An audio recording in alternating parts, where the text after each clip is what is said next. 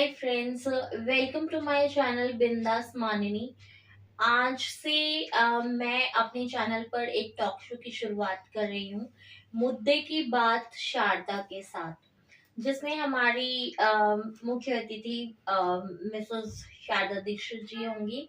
और हम समाज में चल रहे, विश्व में चल रहे, देश में चल रहे विभिन्न मुद्दों को हर हफ्ते लेकर आएंगे, उन पर चर्चा करेंगे शारदा जी के साथ और जानेंगे कि असलियत क्या है इन मुद्दों की। जैसा कि हम सभी अनुभव कर रहे हैं, ऑब्जर्व कर रहे हैं, मेन स्ट्रीम मीडिया देश के ही नहीं विदेशी मुद्दे भी जो होते हैं उनके ऊपर सही सही प्रकाश नहीं डाल रहा है। तो हमारी कोशिश रहेगी कि हम अपने इस कार्यक्रम की हर कड़ी में कुछ नया, कुछ सही, कुछ सच्चा, कुछ सत्य आपके सामने लेकर आए। अभी हाल ही में चल रही है हमास इजराइल युद्ध की चर्चा हम इस प्रथम कड़ी में करेंगे। तो शारदा जी, पहले तो आपका स्वागत है हमारे इस चैनल पर। और चूंकि आपने हामी भरी कि आप हमारे साथ ये कार्यक्रम करेंगे, उसके लिए बहुत बहुत शुक्रिया। बहुत बहुत आपको भी बहुत बहुत धन्यवाद। तो शारदा जी, हमारा ये एपिसोड हमास इजराइल युद्ध, मानवता के प्रति अपराध, इसकी शुरुआत हम करना चाहेंगे। पहले हम जानना चाहेंगे शारदा जी कि दरअसल ये फिलिस्तीन इजराइल, ये जो आपस में इनका टकराव हुआ है, इसका कारण क्या है और बेसिकली इसका कारण क्या है? क्योंकि सभी चकित है कि इतना टाइम हो चुका है इस युद्ध को चलते चलते और अभी तक भी ये नहीं थम रहा है। तो पहले इसके कारण पर थोड़ा प्रकाश डालें। देखिए, अभी जो आपको देखने में आ रहा है ये कोई आज की समस्या नहीं है। हाँ, समस्या कुछ सालों के लिए एक तरह से पब्लिक डोमेन से विलुप्त हो गई थी और उस विलुप्ति ने यंग जनरेशन को इस बात का एहसास ही भूल गया था। यंग जनरेशन के माइंड से ये बात बिल्कुल out of site and out of mind हो गई थी कि एक 23 लाख लोगों की जनसंख्या वाला फिलिस्तीन एक ओपन प्रिजन में रह रहा है, खुली जेल में रह रहा है। एक दिन से नहीं, लगभग 75 सालों से। 75 सालों से जब से इजराइल की स्थापना हुई। इजराइल की स्थापना हमें याद है कि हम जब जब पढ़ रहे थे उस समय इजराइल और फिलिस्तीन की जो समस्या थी वो पब्लिक डोमेन में भी थी, हमारी किताबों में भी थी और पब्लिक और राज्यों की सरकारें, विश्व के देशों की सरकारें इस पर कुछ इंसानियत रखती थी। लेकिन परेशानी की बात यह है कि पिछले लगभग 15-20 सालों से हम देख रहे हैं कि फिलिस्तीन नाम की कोई देश है भी, फिलिस्तीन नाम की कोई ऐसी आबादी भी है जो एक ओपन जेल में सड़ रही है, जिनको मतलब लगभग 10 किलोमीटर चौड़े और 40 किलोमीटर लंबे एरिया में, if I am not wrong, मतलब इस तरह से जैसे बकरियों को बाड़े में ठूंसा जाता है उस तरह से ठूंसा हुआ है और विश्व मौन धारण किए हुए है, यूएनओ मौन धारण किए हुए है। अपराध सिर्फ ये हुआ फिलिस्तीनी लोगों से, आज जिस प्रकार से पूरे विश्व की जनता को भरमाया जाता है, क्या कहा जाता है कि इस्लामिक आतंकवाद, मुस्लिम बहुत खराब होते हैं, इस्लाम बहुत खराब है, इस तरह की जो एक पर्सपेक्टिव बना दिया जा रहा है, उसी के चलते आज फिलिस्तीन जो है उसका खामियाजा भुगत रहा है और जो अरबियन कंट्रीज हैं और जो मुस्लिम कंट्रीज हैं उन पर इसका प्रभाव बहुत कम पड़ रहा है। लेकिन जिस प्रकार इजराइल की स्थापना हुई, जिस प्रकार फिलिस्तीन को अपने ही घर से बेघर किया गया, उसके पीछे आज की नहीं लगभग 3000 साल पहले की कहानी से अगर हम शुरुआत करें तो हम देखते हैं कि जैसे हमारे हिंदुइज्म की हम बात करें, हम कहते हैं 5000 साल पुराना हमारा धर्म है। इसी तरह से दावा यहूदी या जो जो इनका धर्म है जुरिडिज्म, उसके लिए कहा जाता है कि वो भी विश्व के प्राचीन धर्मों में से एक है, और ये फैक्ट भी है कि ये प्राचीन धर्मों में से एक है। लेकिन जिस प्रकार हमारे धर्म के सुधार के लिए बहुत सारे महापुरुष हुए, महात्मा बुद्ध हुए, इसमें ये हमारे जैनिज्म में जो हमारे महावीर जैन हुए, तो इस तरह से हमारे यहाँ पर भी धर्म सुधार की बहुत सारे महापुरुष हुए। उसी तरह से यहूदी धर्म में पैदा हुए जीसस क्राइस्ट, और उन्होंने भी यहूदी धर्म को सुधारने की जब कोशिश की तो उनको क्रूसिफाइड किया गया। ऐसी एक जो फैक्ट और कहानियों में ये बात आती है। अब लंबे समय तक रोमन साम्राज्य ने ये जो जहां पर रह रहे थे, यहूदी जाति जहां पर रह रही थी, वहां से रोमन साम्राज्य ने जब अख्तियार किया ये आपका ईसाई धर्म, तो क्योंकि शुरुआत में तो ईसाई एक धर्म के नाम पर नहीं था, लेकिन जब रोमन साम्राज्य के जो शक्तिशाली हो जाने से ईसाई धर्म को उन्होंने धर्म के रूप में स्वीकार किया, और जब धर्म के रूप में स्वीकार किया तो वो पीछे मुड़कर देखने पे ये बात पता चली कि जो यहूदी थे उन्होंने ही जीसस क्राइस्ट को क्रूसिफाइड किया था, और उसके चलते एक जो नफरत की दीवार थी वो यहूदियों और ईसाइयों के बीच में बनी। उसके बाद ये रोमन साम्राज्य के अंतर्गत इन पर एट्रोसिटीज हुई, अत्याचार हुए, ये उजड़े वहां से जहां पर ये रह रहे थे, जिस इलाके में जेरूसलम बेथलेहम का एरिया है, वहां पर ये लोग रह रहे थे। तो वहां से उजड़े, ये 2-3 बार उजड़े। एक बार तो तभी उजड़े जब रोमन साम्राज्य के चलते, उसके बाद भी कई बार इनके घर बसे और उजड़े, लेकिन ये पूरे विश्व में फिर बिखर गए। और अब जब तुर्क साम्राज्य के अंतर्गत, क्योंकि तुर्की साम्राज्य एक बहुत बड़ा साम्राज्य था, प्रथम विश्व युद्ध के दौरान, प्रथम विश्व युद्ध की जब एक तरह से सुगबुगाहट चल रही थी, उस दौरान जो यहूदी थे वो पूरे विश्व में, यहाँ तक कि रशिया में, जर्मनी में, और मतलब 20 लाख तो यूएसए में रह रहे थे, ब्रिटेन में रह रहे थे, फ्रांस में रह रहे थे, पूरे विश्व में रह रहे थे। और एक ऐसी कम्युनिटी जो कि वेल ऑफ थे, बिजनेस कम्युनिटी थी। अब जो है 1850 में जिस क्षेत्र में ये केवल 4% थे, जो फिलिस्तीन का क्षेत्र था, और तुर्क साम्राज्य ने, देखिए आज ये कहा जाता है कि मुस्लिम बहुत खूंखार है, इस्लाम बहुत मारने काटने की शिक्षा देता है, उसके विपरीत अगर आप देखेंगे तो इजरायली यहूदियों को बसाने में केवल तुर्क साम्राज्य के राजाओं ने फिलिस्तीन में परमिशन दी, और ये आकर वहां पर बसने लगे, और एक समझौते के तहत वो साम्राज्यवादी ताकतों के साथ, वो खैर बड़ी लंबी चौड़ी कहानी है, उसमें हम नहीं जाएंगे। तो उस दया भावना के तहत ये फिलिस्तीन में आकर बसने लगे। ये बहुत लंबे समय से डिमांड कर रहे थे, क्योंकि जब यूरोप में राष्ट्रवाद का जन्म हुआ, विभिन्न क्रांतियां हुई, फ्रांस में रिवॉल्यूशन हुआ, अमेरिका में हुआ, इटली में हुआ, जर्मनी में हुआ, उस दौरान इनके अंदर भी एक बात आई कि हमें भी एक राष्ट्र चाहिए, और उस राष्ट्र की डिमांड करते हुए इन्होंने 1850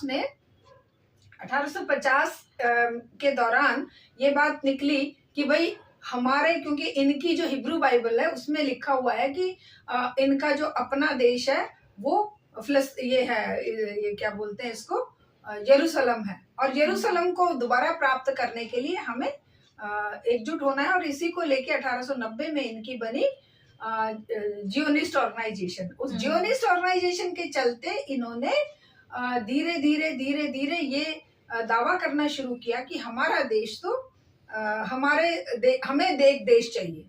और ये साम्राज्यवादी शक्तियां इतनी चालाक थी, क्योंकि वो दावा तो कर रहे थे इन शक्तियों के ऊपर जो शक्तियां पूरे विश्व में साम्राज्य कर रही थी।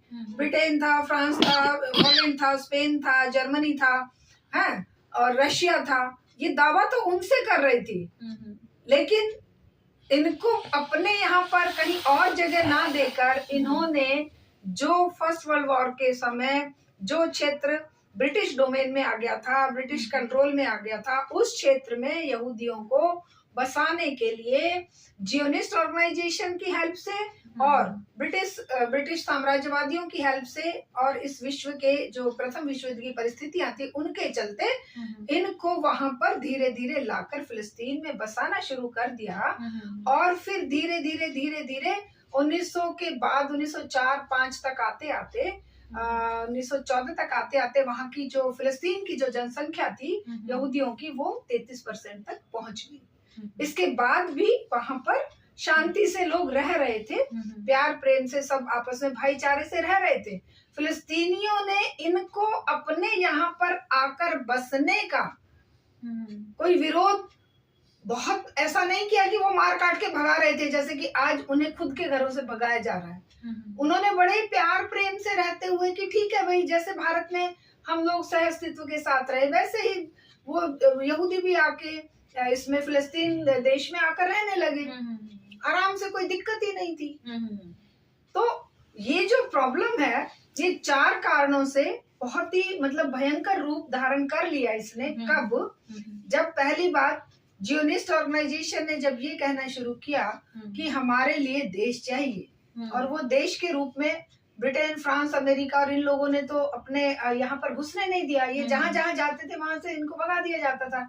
लेकिन थे ये रिच ऑफ थे, ये बिजनेस कम्युनिटी के लोग, तो इनकी मदद भी चाहिए थी इन साम्राज्यवादी शक्तियों को, और इनको बसाना भी नहीं था अपने क्षेत्र में। तो एक जो लड़ाई चल रही थी धर्म युद्धों के दौरान भी और दूसरे युद्धों के दौरान भी यहूदी और ईसाइयों के बीच में, उस लड़ाई का मुंह इन्होंने मोड़ने की जो कोशिश करी वो इनके बीच में, इस्लाम और यहूदियों के बीच में, ये 4 कारणों से बहुत मतलब एक तरह से बिल्कुल क्लियर है, ऑब्वियस सी बात है कि पहली बात तो है कि जियोनिस्ट ऑर्गेनाइजेशन जो एक तरह से कट्टरपंथी अपने यहूदी धर्म की एक ऑर्गेनाइजेशन थी, पूरे विश्व में जो बिजनेस कम्युनिटी थी, बहुत ही रिच पर पीपल थे, उन्होंने बहुत तरह की सहायता देकर इनको वहां पर बसाने की वो शुरुआत कर दी। तो दूसरी बात ये थी कि उसी दौरान यहाँ पर इस स्वेज नहर के निर्माण के कारण, स्वेज नहर जो कि इस मिडल ईस्ट में बहुत ही एक तरह से स्ट्रेटेजिक पॉइंट और बहुत ही इम्पोर्टेंट जगह थी, उस स्वेज नहर पर हमारा कब्जा रहे और हमारा कोई समर्थक उस एरिया में बना रहे, इस बात को लेकर भी, क्योंकि वहां पर ये थे अपने, ये जो क्या बोलते हैं, ब्रिटिश साम्राज्य का राज था। तीसरी चीज जो थी वो थी क्योंकि फर्स्ट वर्ल्ड वॉर के बाद ब्रिटिश को पता चल गया था कि इस क्षेत्र से तुम्हारा सफाया होने वाला, जितने भी पुरानी साम्राज्यवादी शक्तियां थी एक एक करके, क्योंकि सोवियत रूस के यूएसएसआर बन जाने से इनको ये चैलेंज मिल गया था कि अब जो है धीरे धीरे धीरे धीरे हमें ये छोड़ना पड़ेगा, ये जो साम्राज्यवादी हमारी जो वो है व्यवस्था। तो उन्हें ये भी डर हो रहा था कि ये बन गई है, स्वेज नहर बन गई है, और इस पर कब्जा अगर हमारा नहीं रहा, क्योंकि हमें तो यहाँ से छोड़कर जाना पड़ेगा। तीसरी बात जो थी, जो सबसे इम्पोर्टेंट थी, कि मिडल ईस्ट में तेल और प्राकृतिक गैस के भयंकर भंडार, बहुत ही विश्व के रिचेस्ट सोर्स वहां पर पता चल गया था कि भाई यहाँ पर विश्व का सबसे रिच सोर्स का सबसे रिच भंडार यहाँ पर है। अब उस पर भी कब्जा बनाए रखना था। चौथी बात जो सबसे इम्पोर्टेंट थी, फर्स्ट वर्ल्ड वॉर के टाइम, क्योंकि तुर्क साम्राज्य का विघटन हो गया, तुर्क साम्राज्य के विघटन होने के बाद जो फिलिस्तीन था उस पर ब्रिटेन का कब्जा हो गया था, और सेकेंड वर्ल्ड वॉर का टाइम आते आते उन्हें ये पता चल गया था कि अब हमारा यहाँ से बिस्तर गोल होने वाला है, इसलिए यहाँ पर यहूदियों को लाकर बसाना और यहूदियों के माध्यम से उनको एक जो देश की डिमांड वो इतने सालों से, सैकड़ों वर्षों से कर रहे हैं, हम यहाँ इस्लाम और इनके बीच में, यहूदियों के बीच में एक कॉन्फ्लिक्ट पैदा परमानेंटली कर देंगे, क्योंकि ये जो तेल के रिसोर्सेज है ये इन पर भी कंट्रोल रहेगा, स्वेज नहर पर भी रहेगा, और हमारे एहसान तले यहूदी भी दबे रहेंगे। और चौथा जो सबसे इम्पोर्टेंट कारण उन्होंने, जो उस समय की जो परिस्थितियां थी, उस समय 1917 में सोवियत रूस में क्रांति हो गई थी, रशिया में क्रांति हो गई थी, और यूएसएसआर बन गया था। अब वो क्रांति जो है वो इनको मौत दिखाई दे रही थी।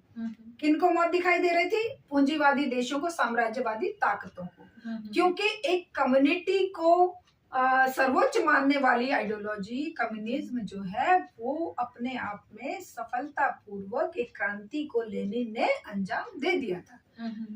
अब इन साम्राज्यवादी ताकतों का इम्पोर्टेंट काम हो गया था, मोस्ट इम्पोर्टेंट काम ये हो गया था कि इस क्रांति को विफल कैसे किया जाए, इसको नेस्तनाबूद कैसे किया जाए। सेकेंड वर्ल्ड वॉर का सबसे बड़ा कारण भी यही बना था कि फर्स्ट वर्ल्ड वॉर के बाद जो विश्व शक्ति के रूप में सोवियत यूनियन बना था उसको किस तरह से तहस नहस करवाया जाए हिटलर के द्वारा।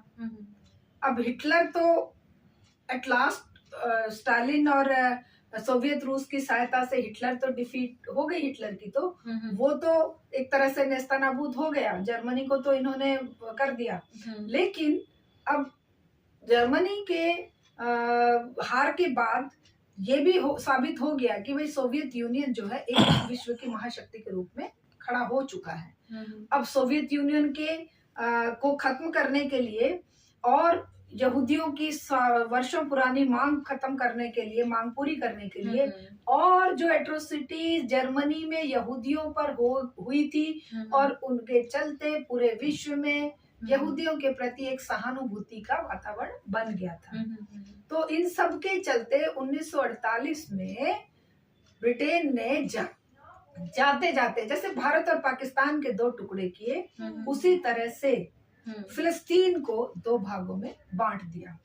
अब वो भाग जहां पर केवल अल्पमत में यहूदी रहते थे उनको उस क्षेत्र का, फिलिस्तीन एक पूरा हंसता खेलता सुंदर देश था, बहुत ही मतलब हरा भरा खुशहाल देश था, कोई द्वेष और कोई कलेश वहां पर नहीं था। अब उस बसे बसाए देश को दो भागों में बांटते हुए ब्रिटेन ने यूएनओ की मदद से, यूनाइटेड नेशंस ऑर्गेनाइजेशन के द्वारा एक घोषणा करवा दी कि इस देश को दो भागों में विभाजित किया जा रहा है, एक होगा इजराइल और एक होगा फिलिस्तीन। और इतना मतलब असंतुलित बंटवारा वो था कि जहां पर गिनती के लोग रह रहे थे उस क्षेत्र को यहूदी जहां पर रह रहे थे इजराइल के नाम से 55% लैंड अलॉट कर दिया।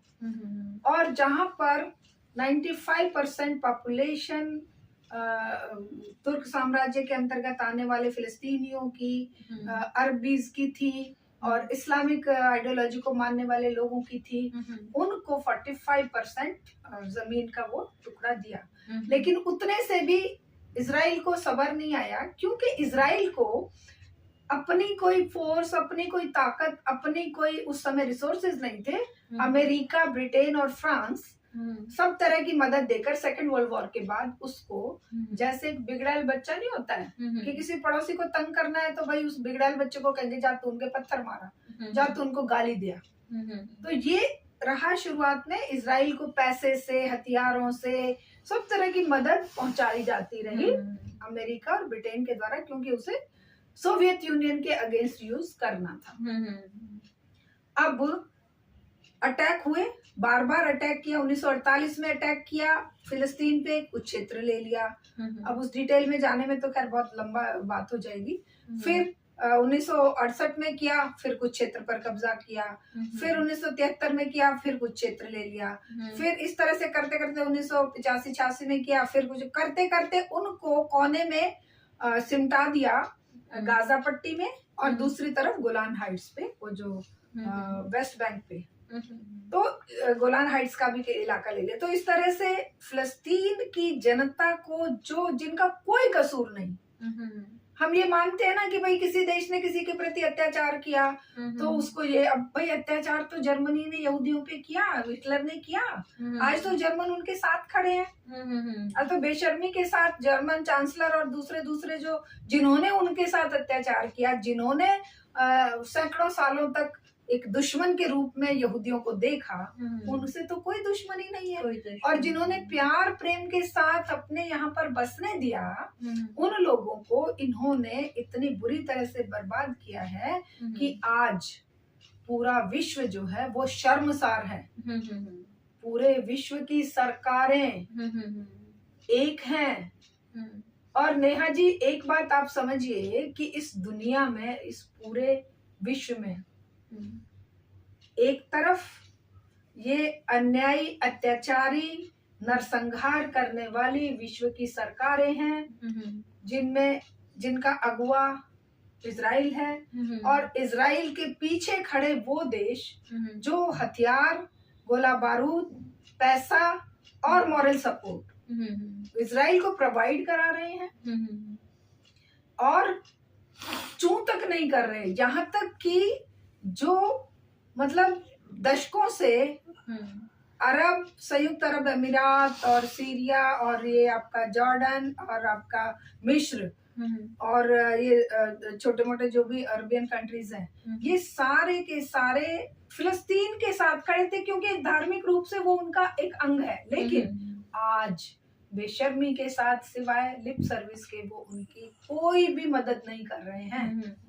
दूसरी तरफ इजराइल को मदद करने वाले सब तरह की मदद कर रहे हैं। तो इसका मतलब ये हुआ कि पूरे विश्व की सरकारें आज एक तरह का एक वर्ग बन गए हैं, और पूरे विश्व की जनता, आप जैसे हम जैसे लोग, ब्रिटेन की जनता, फ्रांस की जनता, इवन इजराइल के यहूदी लोग खुद आज इस नरसंहार के खिलाफ है, जहां पर लगातार दूध मुहे बच्चों को पैदा होने से पहले ही मारा जा रहा है, पैदा हुए बच्चों के लिए लाइट काट दी जा रही है, एनर्जी के सोर्स बंद कर दिए जा रहे हैं, पीने के पानी की व्यवस्था नहीं है, उनको खाना नहीं उपलब्ध हो रहा, हॉस्पिटल, स्कूल और शिविरों पर बम डाले जा रहे हैं, और झूठ मूठ के वीडियोस बनाकर कि भाई हमारे हमास ने अटैक किया और हमास ने हमारे इतने लोग बंधक बना लिए। और हमास क्या है? हमास भी असल में तो इसे हमास और इजराइल युद्ध कहना ही अपने आप में एक भ्रांति है। क्यों?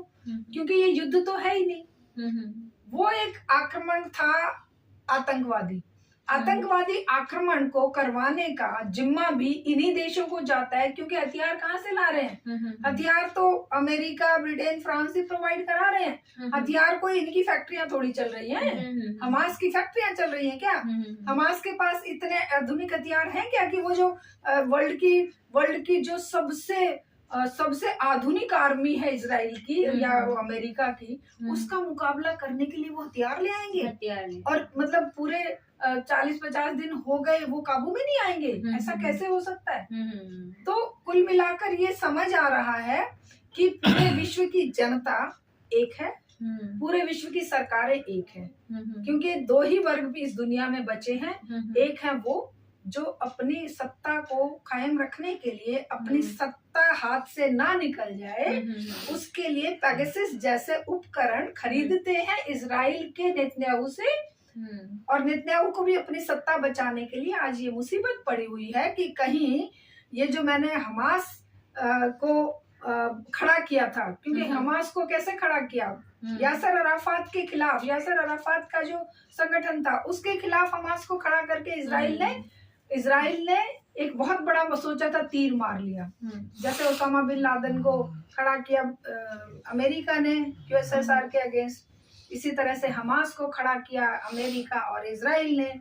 और अब उसी हमास को खत्म करने के बहाने वो आम जनता के जीवन को बर्बाद कर रहे हैं, आम जनता का नरसंहार कर रहे हैं। 5000 से ज्यादा बच्चे मार दिए, 5000 से ज्यादा महिलाओं और बुजुर्गों को मार दिया। हॉस्पिटल में खुद की गन रख के वो मोर्फ वीडियो बना के कह रहे हैं कि देखिए ये जो है आतंकवादी हमास के हथियार छोड़ के भाग गए। बस नॉर्मल वो हथियार ही रख रहे थे तो तुम्हारे काबू में नहीं आ रहे थे। तुम गोला बारूद, बम और वो सब कहाँ जिनके बहाने से तुम इन लोगों को मार रहे हो। तो पूरे विश्व की जनता को देखिए, लाखों की संख्या में जनता सड़कों पे उतर रही है, लेकिन सरकारें क्या कर रही हैं? सरकारें कह रही हैं कि फिलिस्तीन के लिए आपकी मस्जिदों में भी प्रार्थना, आपकी मस्जिदों में भी नमाज में फिलिस्तीन का नाम मत लीजिए। कितनी अमानवीय स्थिति है, कितनी दर्दनाक स्थिति है। इससे गंदा कुछ हो सकता है कि दूध मुहे बच्चे मर रहे हैं, बुजुर्ग मर रहे हैं, महिलाएं मर रही हैं। हमास ने अगर तुम्हारे पहले कह रहे थे 1400, अब कल परसों वो निकल के आएगी, नहीं 1200 थे, और उसके बाद हो सकता है कितने थे कितने नहीं, वो तो वो खुद ही जाने या हमास जाने। लेकिन जो हमास ने किया वो निंदनीय है और वो खतरनाक था। लेकिन हमास के बहाने आज जो इजराइल कर रहा है, जो ब्रिटेन और फ्रांस उसके पीठ थपथपा रहे हैं, ब्रिटेन के जा रहे हैं वो विदेश मंत्री, अमेरिका के जा रहे हैं, ब्रिटेन अमेरिका के विदेश मंत्री, क्या वो तो राष्ट्रपति जाकर आए हैं। क्या करने जा रहे हो तुम? यूएनओ क्या कर रहा है? ह्यूमन राइट कमीशन क्या कर रहा है? ये अलग अलग एजेंसियां जो दावे करती हैं कि हम इस विश्व में शांति की स्थापना के लिए बनाए गए हैं, वो क्या कर रहे हैं? उनको दर्द नहीं हो रहा है बच्चों को मरते देख के? उनकी आंखों में आंसू नहीं आ रहे हैं? उनको शर्म नहीं आ रही है कि ये पूरे विश्व की जनता रो रही है, तड़प रही है अपने उन फिलिस्तीन के बच्चों के लिए, फिलिस्तीन की महिलाओं के लिए, फिलिस्तीन के बुजुर्गों और मरीजों के लिए, जो कि हॉस्पिटल में ही मार दिए जा रहे हैं, हॉस्पिटलों में बमबारी की जा रही है, हॉस्पिटलों की लाइट काट दी जा रही है, इंक्यूबेटर में बच्चे मर जा रहे हैं, हर 10 मिनट में एक बच्चे की मौत हो रही है। अब ऐसी स्थिति में आप क्या बोलोगे, क्या कहोगे कि ये जो सरकारें हैं, सरकारें क्या है? सरकारें आज हत्यारी हो गई हैं। सरकारें और सरकारों में बैठे हुए तानाशाह आज मानवता के विरोधी हो गए हैं। और मानवता को जिंदा रखने के लिए जिस चीज की जरूरत है वो है आम जनता को सड़कों पर उतर के मानवता को जिंदा करने के लिए एक बड़ा आंदोलन खड़ा करने की। तो शारदा मैम, जैसा कि आपने बहुत अच्छे से हमें समझाया कि ये इन देशों का उदय कैसे हुआ और किस तरह से ये फॉर्म हुए, उसके बाद में इनकी लंबे टाइम तक क्या हिस्ट्री रही, आपने इस सब के ऊपर प्रकाश डाला। साथ ही साथ आपने ये भी बताया कि अभी करंट सिचुएशन क्या चल रही है, इस वॉर का इफेक्ट क्या पड़ रहा है बच्चों के ऊपर, बूढ़ों के ऊपर, पूरे सिटीजन्स के ऊपर, पूरे वर्ल्ड के ऊपर। साथ ही आपने इस बात के ऊपर भी रोशनी डाली कि इंटरनेशनल पॉलिटिक्स का क्या रोल चल रहा है और हमारे देश की पॉलिटिक्स का क्या रोल चल रहा है।